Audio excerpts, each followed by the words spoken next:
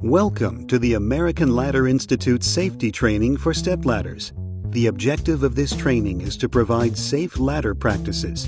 During this video presentation, you will be shown the proper techniques to select, inspect, set up, use, and care for stepladders. Ladders are useful tools that, when used properly, serve as a safety system for climbing. Working at an elevated height is, however, inherently dangerous, and the safety afforded by a ladder is often circumvented by misuse. Each year, over 160,000 people are injured as a result of falls from ladders due to not following safety precautions.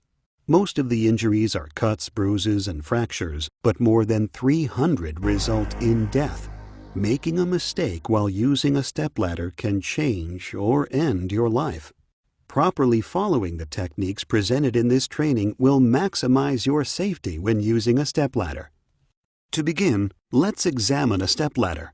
The stepladder is a self-supporting portable ladder that is non-adjustable in length with flat steps and a hinged design for ease of storage. The stepladder is intended for use by only one person performing work on a level surface.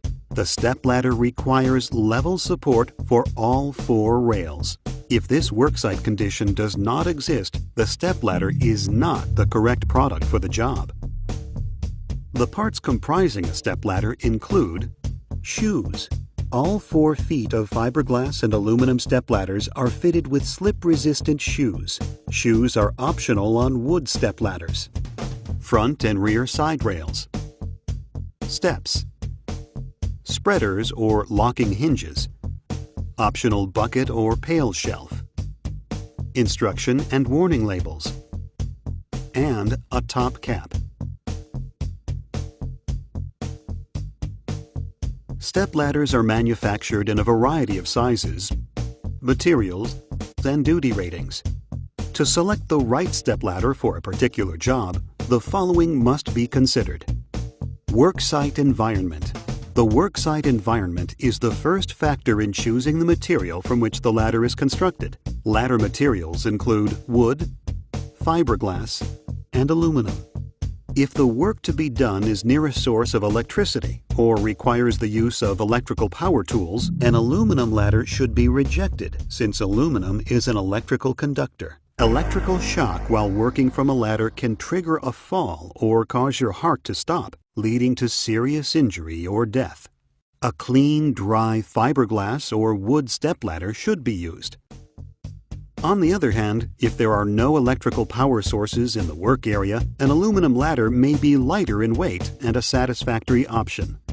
Next, length of the ladder must be considered. Stepladders range in size from 3 feet to 20 feet in length.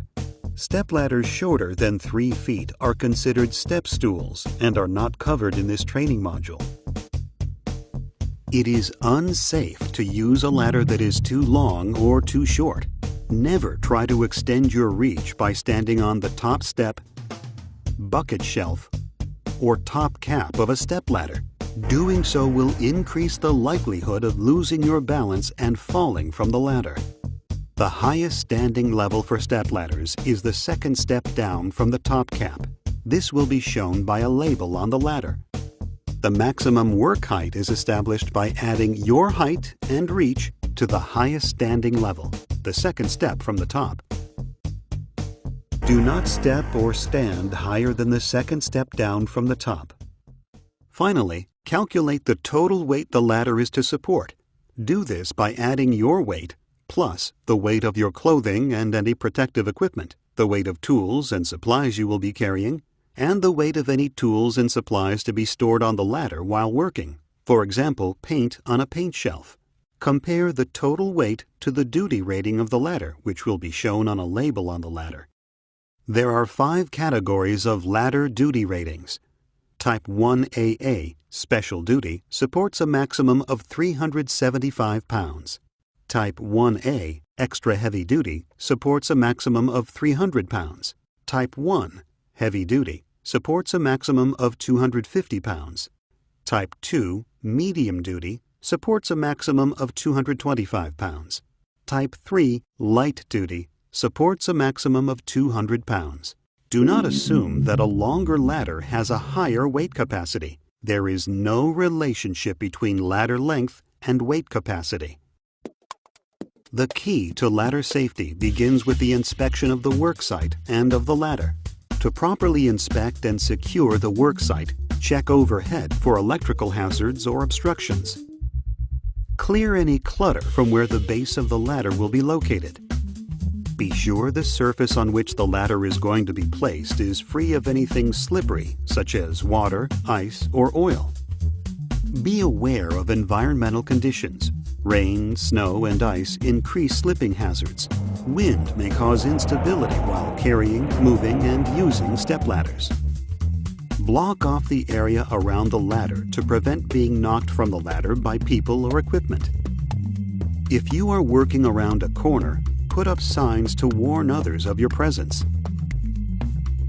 Ladders must not be placed in front of closed doors. The door must be blocked open, locked, or guarded.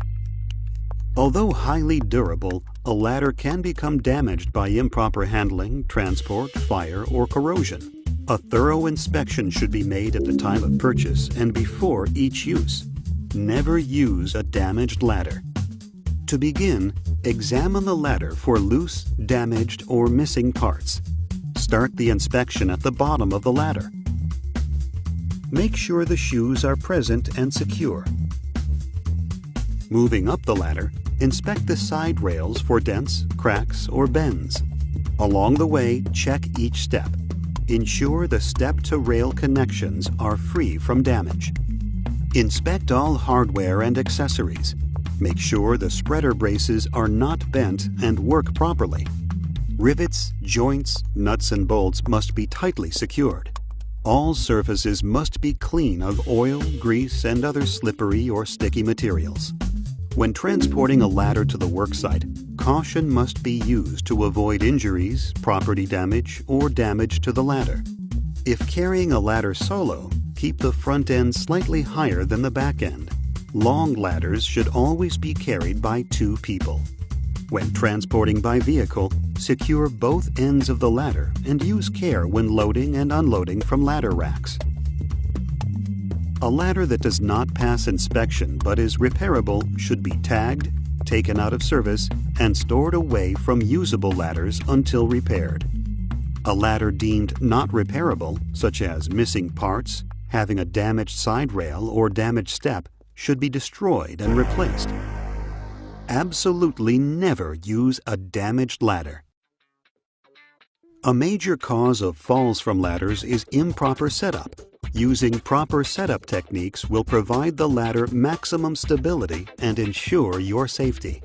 To properly set up a stepladder, fully open and spread the stepladder so that all 4 legs rest on a firm, level surface, not on rocks or boards.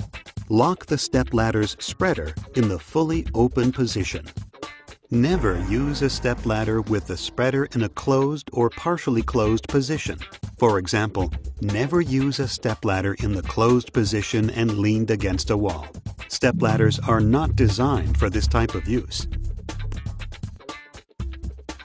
Proper use of a stepladder will contribute significantly to your safety. Common factors contributing to falls from improper ladder use include haste, sudden movement, poor quality footwear, and lack of attention.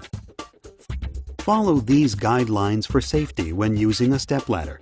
Before taking the first step onto the ladder, make sure you're in condition to do so. If you feel tired or dizzy, or are prone to losing balance, stay off the ladder. Do not use a stepladder if you are impaired due to illness, drugs, alcohol, age, or physical handicap. Also, wear slip-resistant shoes with heavy soles to prevent foot fatigue.